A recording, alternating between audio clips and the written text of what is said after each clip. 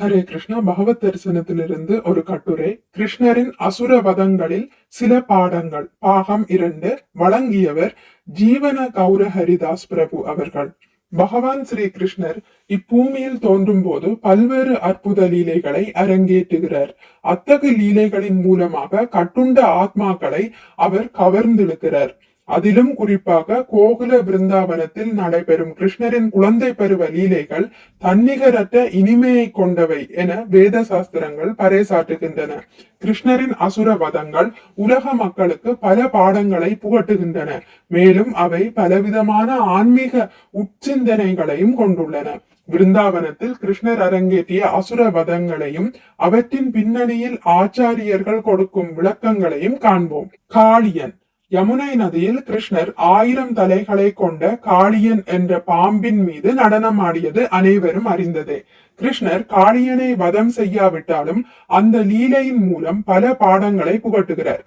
காளியனின் கொட்டத்தை அடக்க கிருஷ்ணர் கதம்ப மரத்தின் உச்சியில் ஏறி யமுனையில் குதித்தார். அந்த சப்தத்தை கேட்ட காளியன் கிருஷ்ணரை தன் வாளால் 2 மணி நேரத்திற்கு சுருட்டி கொண்டான். இதனை கண்ட விருந்தாவன வாசிகள் கிருஷ்ணர் மீதான ஆழ்ந்த பற்றுதலால் மயக்கமுற்றனர்.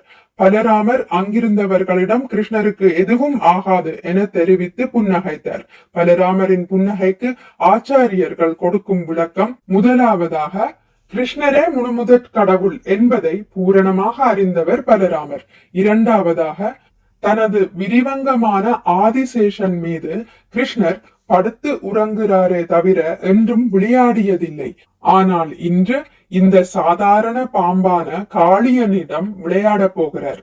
சிறிது நேரத்தில் காளியனின் பிடியிலிருந்து தன்னை தளர்த்தி கொண்ட ஸ்ரீ கிருஷ்ணர் காளியனின் தலையில் வேகமாக நடனமாட ஆரம்பித்தார். ஒரு தலையிலிருந்து மற்றொரு தலைக்கு மாறி மாறி நடனமாடினார். அதாவது அவரின் நடன மேடை கண் இமைக்கும் நேரத்தில் மாறிக்கொண்டே இருந்தது. கிருஷ்ணரின் காளிய நடனத்தை அறியாதவர்கள் திரைப்படங்களில் ஒரே மேடையில் கைகால் வலிப்பு வந்தவர்களை போன்று நடனமாடுபவர்களை வெகுவாக புகழ்ந்து தள்ளுகிறார்கள். கிருஷ்ணர் காளியனுக்கு தன் கருணையை கொடுத்த பிறகு யமுனையை விட்டு சமுத்திரத்திற்கு செல்லுமாறு கட்டளையிட்டார். காளியன் நம் இதயத்தில் இருக்கும் இரக்கமற்ற குணங்களை வெளிப்படுத்துவதாக பக்தி வினோத தாகூர் குறிப்பிடுகிறார். அடுத்ததாக, பிரலம்பாசுரன். ஒரு நாள் பந்திரவனத்தில் கிருஷ்ணர் தலைமையில் ஓர் அணியாகவும் பலராமர் தலைமையில் மற்றொரு அணியாகவும் இடையர்குல சிறுவர்கள் போட்டியில் கலந்து கொண்டனர். பிரலம்பாசுரன் என்ற அசுரன் தன்னை ஓர் இடையர்குல சிறுவனாக மாற்றிக்கொண்டு கிருஷ்ணரின் அணியில் சேர்ந்து கொண்டான். போட்டியின் விதிப்படி தோற்றவர்கள் வென்றவர்களை தங்களது முதுகில் சுமந்து செல்ல வேண்டும். பலராமரின் அணி போட்டியில் வென்றபோது பிரலம்பாசுரன் பலராமரை தன் முதுகில் சுமந்து நீண்ட நேரம் காட்டிற்குள் ஓடி பிறகு தன் சுயரூபத்தை வெளிப்படுத்தி காற்றில் பறக்க ஆரம்பித்தான். இதனை கண்ட பலராமர் அவன் தலையில் ஓங்கி அடித்த போது அவன் மாண்டு போனான். பிரலம்பாசுரன் நம் இதயத்தில் இருக்கும் காம இச்சைகளையும் பெயர் மற்றும் புகழுக்காக ஏங்கும் குணங்களையும் வெளிப்படுத்துவதாக பக்தி வினோத தாகூர் குறிப்பிடுகிறார். பிரலம்பாசுரன் எப்படி ஆரம்பத்தில் நண்பனாக வேடமணிந்து கொண்டானோ அதுபோல காம இச்சைகளும் ஆரம்பத்தில் அமிர்தமாக தோன்றி பிறகு இறுதியில் விஷமாக மாறிவிடுகின்றன. அடுத்ததாக, அரிஷ்டாசுரன். கிருஷ்ணரை கொல்வதற்கு அரிஷ்டாசுரன் எடுத்துக்கொண்ட உருவம் காளை. கிருஷ்ணரை அவன் தாக்க முனைந்த போது கிருஷ்ணர் அவனது கொம்பை பிடித்து வீசி எறிந்து காலால் உதைத்து அவனை வதம் செய்தார். பொதுவாக அசுரர்கள் கிருஷ்ணரை கொல்வதற்கு விலங்கு உருவத்தை எடுத்துக்கொள்ள ஒரே காரணம், கிருஷ்ணர் விலங்குகளை மிகவும் நேசிக்கிறார். ஏமாற்றுக்காரர்கள் அறிமுகப்படுத்தும் பொய்யான மத கோட்பாடுகளை பின்பற்றி கொண்டு பக்தியை நிராகரிக்க கூடியவர்களின் மனநிலையை அரிஷ்டாசுரன் வெளிப்படுத்துவதாக பக்தி வினோத தாகூர் குறிப்பிடுகிறார். பக்தி தொண்டு விஷ்ணு தத்துவங்களுக்கு மட்டுமே பொருந்தக்கூடியது என அறிந்தவர்கள் இம்மாதிரியான ஏமாற்றுக்காரர்களால் பாதிக்கப்படுவதில்லை. அடுத்ததாக, கேசி. கேசி என்னும் அசுரன் குதிரை உருவத்தில் மனதின் வேகத்தில் கிருஷ்ணரை தாக்க முன் வந்தான். கிருஷ்ணர் கேசியின் வாயில் தன் கையை நுழைத்து அவனை வதம் செய்தார். நான் பெரிய பக்தன், நான் பெரிய குரு என கூறுபவர்களின் இதயத்தில் கேசி அமர்ந்திருப்பதாக பக்தி வினோத தாகூர் குறிப்பிடுகிறார். தங்களை உயர்த்தி பேசி மற்றவர்களை மட்டம் தட்டி பேசுபவர்கள் முதலில் வாயை மூடிக்கொள்ள வேண்டும் என்பதற்காகவே கிருஷ்ணர் கேசியின் வாயில் தன் கையை நுழைத்து வதம் புரிந்தார். அடுத்ததாக சங்கசூடன். சங்கசூடன் என்ற அசுரன் கோபியர்கள் சிலரை கடத்தி சென்றான். கிருஷ்ணர் அவனை விரட்டி பிடித்து வதம் செய்தார். அவனுடைய தலையில் இருந்த விலை உயர்ந்த சங்கையும் பிடுங்கிக் கொண்டார். ஆன்மீக போர்வையில் ஒருவன் காமச் செயல்களில் ஈடுபட்டால் அவனது இதயத்தில் சங்கசூடன் அமர்ந்திருப்பதாக பக்தி வினோத தாகூர் குறிப்பிடுகிறார். அடுத்ததாக வியோமாசுரன்.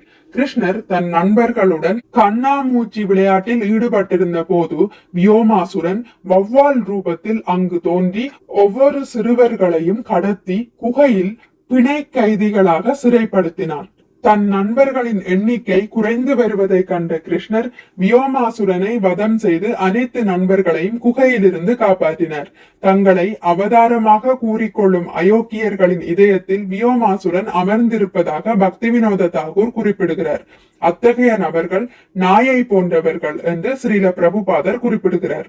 கலியுகத்தில் பகவான் ஸ்ரீ கிருஷ்ணரின் திருநாமம், விக்கிரகம், துளசி, கங்கை, ஆச்சாரியர்கள், சாஸ்திரங்கள், பகவத்கீதை, ஸ்ரீமத் பாகவதம் போன்ற ரூபத்தில் வெளிப்படுகிறார். அடுத்ததாக பலராமரின் அசுரவதம்.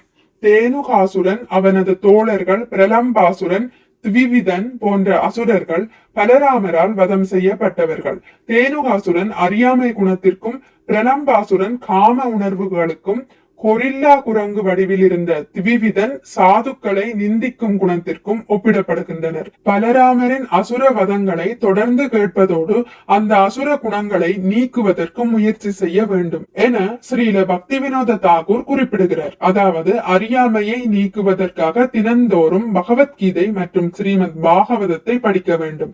காம உணர்விலிருந்து விடுபடுவதற்கு சஞ்சலமான மனதை ஒழுங்குபடுத்திக் கொண்டே இருக்க வேண்டும். அதே போல சாது நிந்திக்காமல் இருப்பதற்கு எப்போதும் கவனத்துடன் செயல்பட வேண்டும். அடுத்ததாக கிருஷ்ணரின் அசுரவதம். மேக கூட்டங்கள் எவ்வாறு சூரியனை தற்காலிகமாக மறைத்துக் கொள்கின்றனவோ அதே போன்று ஜீவன்களின் இயற்கையான கிருஷ்ண உணர்வை அறியாமையும் அனர்த்தங்களும் தற்காலிகமாக மறைத்து விடுகின்றன. இதனால் நம் இதயத்தில் குடிகொண்டிருக்கும் அசுரர்களை முதலில் கண்டறிய வேண்டும். பகவான் ஸ்ரீ கிருஷ்ணர் அசுரர்களை வதம் செய்யும் போது அவர்களின் ஸ்தூல உடலையும் சூட்சும உடலையும் ஒரு சேர அளிப்பதால் அவர்களுக்கு உடனடியாக முக்தி கிடைத்து விடுகிறது. இதனால் கிருஷ்ணரின் அசுர வதம் தெய்வீகமானது, அசுரர்களுக்கும் நன்மை பயப்பது என்பதை புரிந்து கொள்ள வேண்டும். கிருஷ்ணர் விருந்தாவனத்தில் அசுரர்களை கொல்வதற்கு எந்த ஆயுதத்தையும் பயன்படுத்தவில்லை. உதாரணமாக பூதனையை கொல்வதற்கு உதடுகளையும், கேசியை கொல்வதற்கு கரங்களையும், அரிஷ்டாசுரனை கொல்வதற்கு கால்களையும் பயன்படுத்தினார்.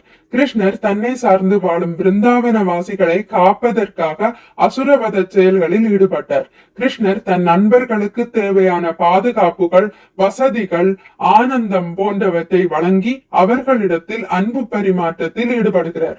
அந்த அன்பு பரிமாற்றத்தினைத்தான் இந்த பௌதிக உலகிலும் ஒவ்வொருவரும் எதிர்பார்க்கின்றனர். ஆனால் அது இவ்வுலகில் எங்கும் கிடைப்பதில்லை, கிடைக்கவும் கிடைக்காது.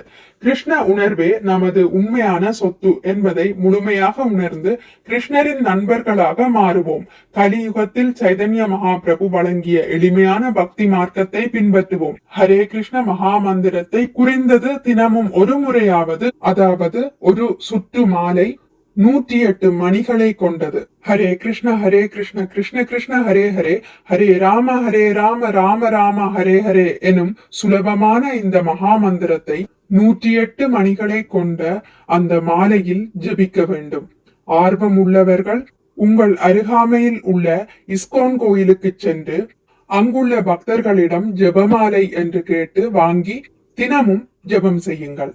இணையதளத்திலும் கூட நீங்கள் ஆர்டர் செய்யலாம். நம் சொந்த நன்மைக்காக தினமும் ஹரே கிருஷ்ணா மகா மந்திரம் உச்சரிப்போமாக. யாரோ ஒரு போலி கதாநாயகனுக்கு ரசிகனாக இருப்பதற்கு பதிலாக உண்மையான நிலையான நாயகரான கிருஷ்ணரின் ரசிகர் மன்றத்தில் நாம் நிரந்தர உறுப்பினராவோம். மிக்க நன்றி. ஹரே கிருஷ்ணா. உங்களுக்கு இந்த வீடியோ பிடித்திருந்தால் லைக் பண்ணுங்கள், ஷேர் பண்ணுங்கள், சப்ஸ்கிரைப் பண்ணுங்கள்.